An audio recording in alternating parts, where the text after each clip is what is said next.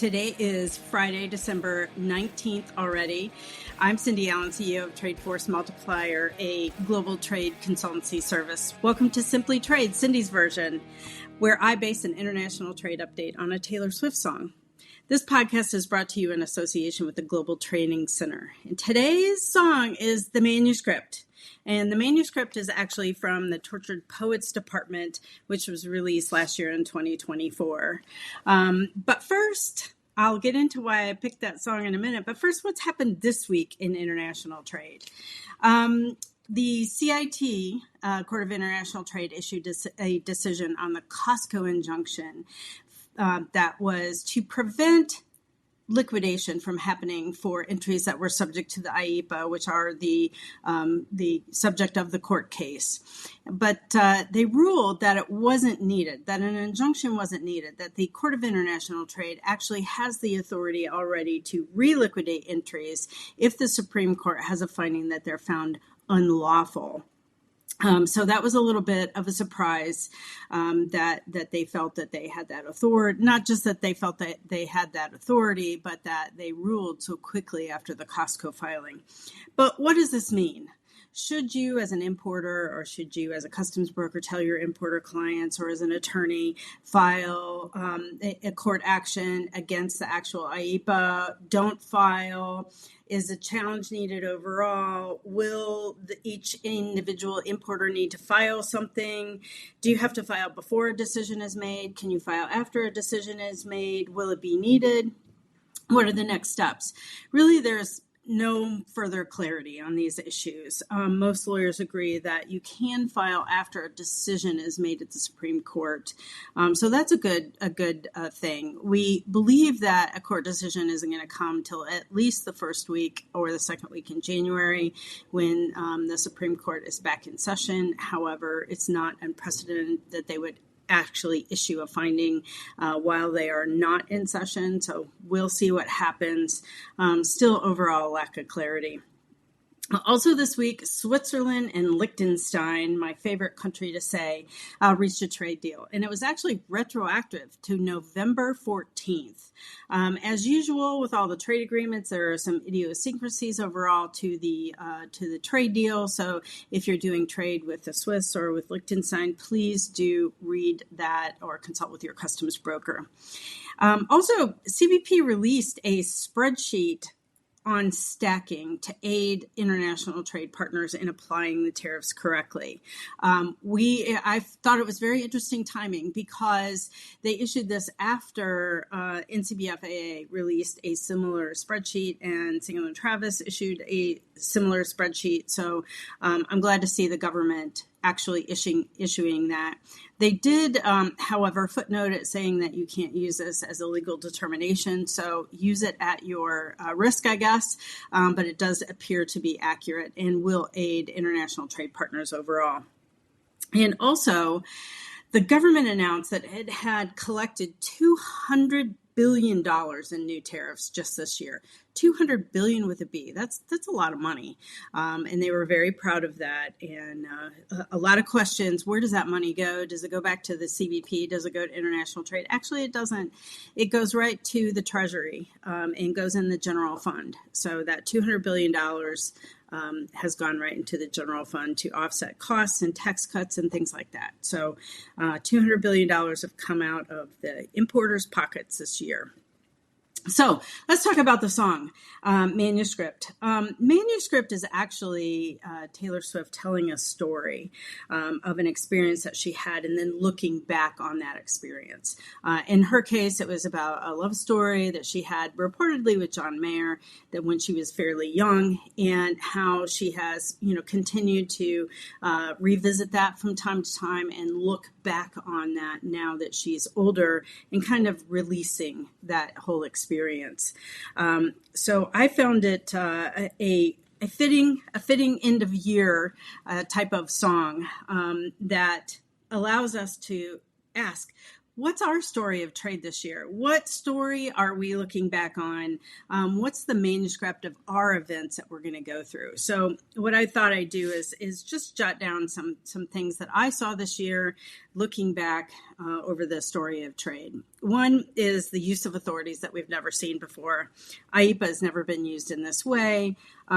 Expanded 232 on not just many more industries, but also the derivative products, which are components, having duties on them if they are imported in as part of something larger.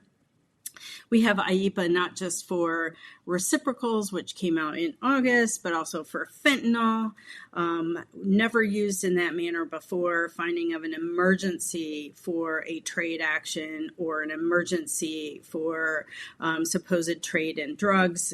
Those IEPA fentanyls are only for the three countries, China, Canada, and Mexico, which is really interesting when you look at the stats on drug trade with Canada, very, very low.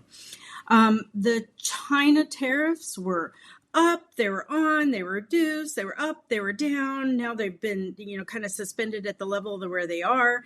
That's been a whole drama in and of itself, watching that go back and forth. We're going to put it on, the high of 145% tariff in total on China was devastating to a lot of industries.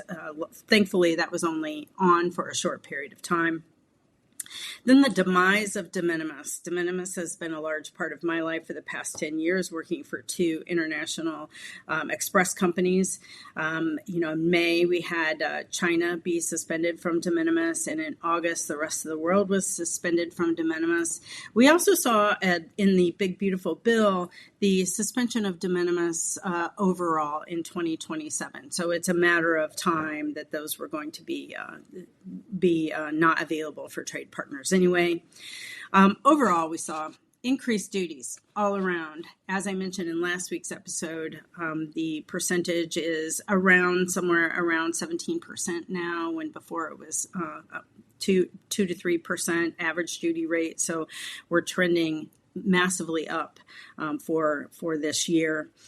And with those increased duties, we also saw increasing complexity in trying to actually apply those duties to the goods that were coming in.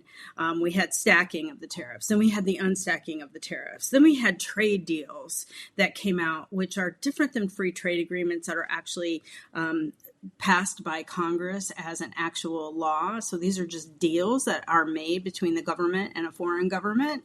So it's interesting that no one has actually filed a court action on that to understand if those are legal or not, or they fall outside of the jurisdiction of the administration and do fall within the legislative body or Congress in the U.S.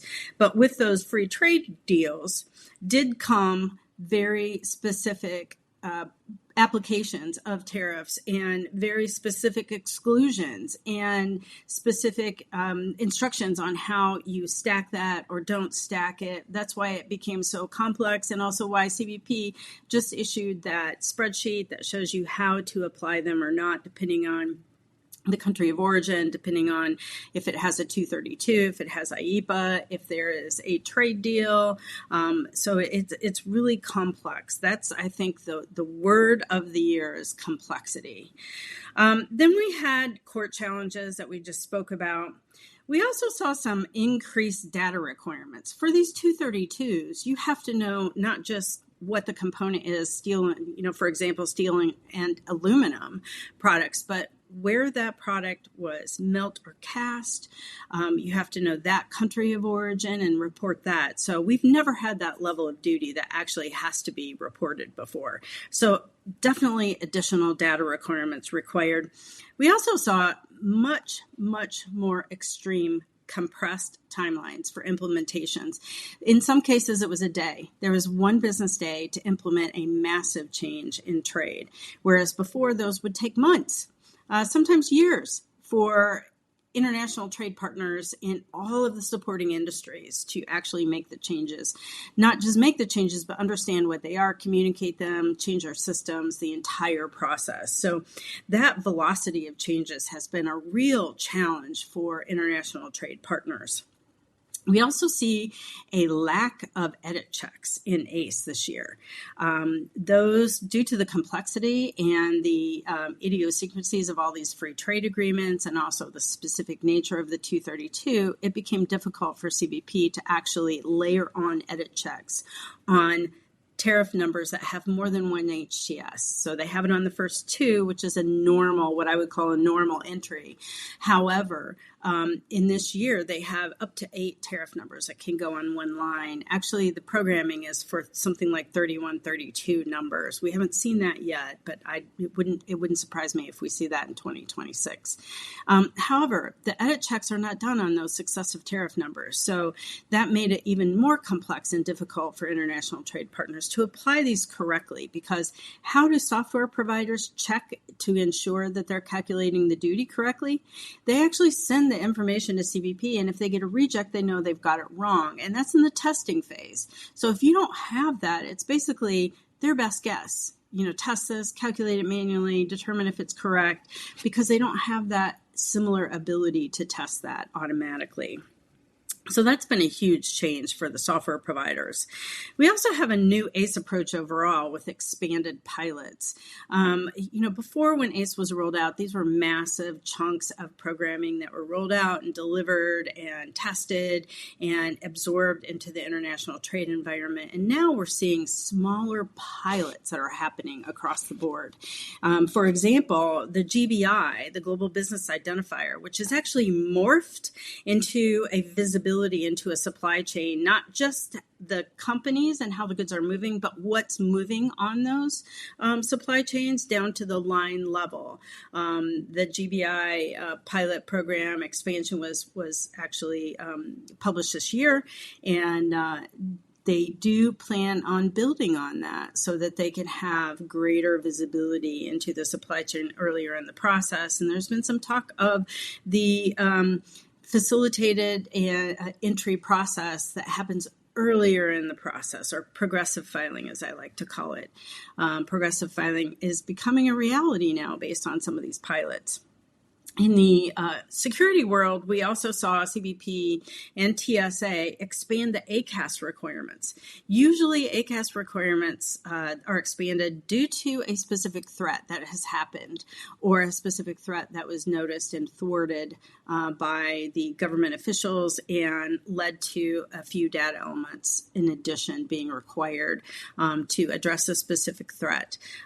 We saw no threat, however, it may have happened secretly, as many of those do, if they don't want to actually highlight the fact that there was a security threat. But we saw a massive expansion in ACAS data needed upfront. And ACAS is the Air Cargo Advanced Screening, so that's information that's filed earlier in the process, so CBP can target that data before the goods actually arrive in the United States, or in most cases before they actually get on the plane. So that was a lot. That's a lot to happen in an 11-month period. So it's good that we can look back on what's happened this year. Let's hope next year's manuscript isn't an action thriller. I feel like this year was an action thriller happening. Next year, I'd like to perhaps see a romantic comedy. Let's live something like Love Actually, which is one of my favorite Christmas movies, which talks about not just the ups and downs, but also how we're connected with each other, which I think is really important, especially in the trade industry. I'm really thankful for the connections that the trade community has, that we have podcasts like this, but also that we can reach out to each other and say, hey, what's going on? We have industry groups that we can share information through and figure things out together, particularly ICPA, NCBFAA, AAI, as well as COAC have been really critical this year in informing the trade and keeping us up to date and helping each of us figure out what's going on. This will be my last podcast for the year. I want to thank Lalo and Anik for this opportunity. This is new in my life this year. They brought this opportunity to me, and it's been so much fun, and I love doing it, and will continue to do this in the new year. I want to thank all of you for tuning in to this experiment that it's been, Simply Trade Cindy's version. It's been a lot of fun for me. And in conclusion, as we read the manuscript for this year and start writing the manuscript for next year, I want to wish everyone a wonderful holiday season. Whether you celebrate Hanukkah, you celebrate Christmas, you celebrate Kwanzaa, or just celebrating the end of the year and the beginning of the new year, I hope it's happy, I hope it's merry, and I hope it's full of friends and love and the trade community. Let's hope that the manuscript for next year is definitely a romantic comedy. That's what I'm hoping for. See you next year.